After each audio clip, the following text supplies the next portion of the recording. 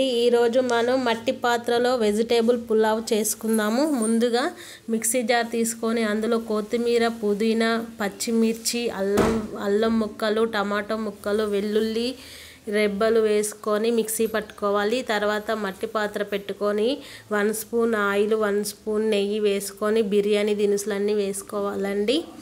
తర్వాత షాజీరా, జీలకర్ర 1/2 స్పూన్ వేసుకున్న తర్వాత పొడుగుగా కట్ చేసిన ఆనియన్స్ వేసుకొని ఫ్రై చేసుకోవాలి। తర్వాత క్యారెట్ ముక్కలు, బంగాళదుంప ముక్కలు వేసుకోవాలి।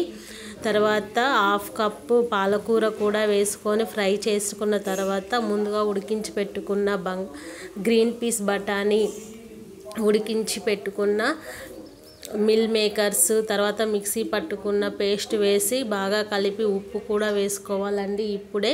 తర్వాత ముందుగా 1 అవర్ నానబెట్టుకున్న 1 గ్లాస్ బియ్యాన్ని యాడ్ చేసుకొని 1 గ్లాస్ బియ్యానికి 2 గ్లాస్ వాటర్ వేసుకున్నానండి। ఇప్పుడు మళ్ళీ టేస్ట్కి తగ్గట్టుగా సాల్ట్ వేసుకొని మూత పెట్టి ఉడికించుకోవాలి, అంతే అండి। ఫైనల్గా పైనుంచి కొత్తిమీర, పుదీనా తరుగు చల్లుకోవాలి, అంతే। Simple and ready vegetable pulao.